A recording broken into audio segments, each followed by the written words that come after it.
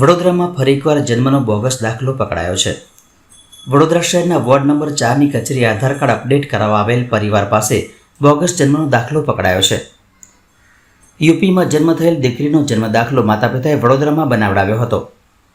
Ajwa road પર આવેલ CSC સેન્ટરમાંથી 650 રૂપિયામાં આ બોગસ જન્મનો દાખલો બનાવ્યો હોવાનું સામે આવ્યું છે। આધાર કાર્ડ કેન્દ્રના ઓપરેટર યુવતીની સતર્કતાના કારણે બોગસ જન્મનો દાખલો પકડાયો છે। ઉલ્લેખનીય છે કે 1 મહિનામાં 4 બોગસ જન્મના દાખલા પકડાયા છે।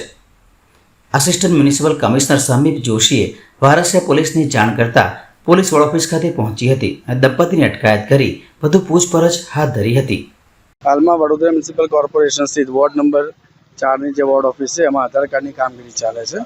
એમાં 3 લેયર ચેકિંગ સિસ્ટમના પરિણામ સ્વરૂપે અને ઓપરેટરની ખૂબ જ સક્રિય સતર્કતાથી મનોજબેન પટેલ જે અમારા ઓપરેટર છે એમની ખૂબ જ સક્રિય સતર્કતાને કારણે એક ફરીથી નકલી જન્મનો દાખલો જે રજૂ કરવામાં આવ્યો હતો આધાર કાર્ડ કાઢવા માટે, તો એ પકડવામાં આવ્યો છે અને અત્યારે પોલીસ ફરિયાદ દાખલ કરવા માટે જઈ રહ્યા છે। આ ટોટલ ચોથો બનાવ છે। જ્યાં લોભી આવ્યો ત્યાં ધુતારા ભૂકે ના મરે, હું કહીને થાકી ગયો છું આ વસ્તુ। પણ લોકોને જ્યાં જન્મ થયો છે ત્યાં જઈને જન્મનો દાખલો કઢાવવો નથી, પણ આવા લેભાગુ તત્વો ઝેરોક્સ વાળા છે કે કોઈ પણ જગ્યા છે કે લાવો હું તમારું કાઢી આપું અને ત્યાં જઈને કઢાવવાનો શોખ થાય છે। અને પરિણામ સ્વરૂપે અરજદારોને શોર્ટકટ શોધવાની જે ગંભીર ભૂલ છે કે પોતે એક આરોપી તરીકે રજૂ થવાનો વારો આવે છે, એવું એમના ફરિયાદ થાય છે। મારું નામ શ્રમિક શાંતિલાલ જોશી છે, assistant municipal commissioner south zone અને head of Aadhaar card department, Vadodara municipal corporation.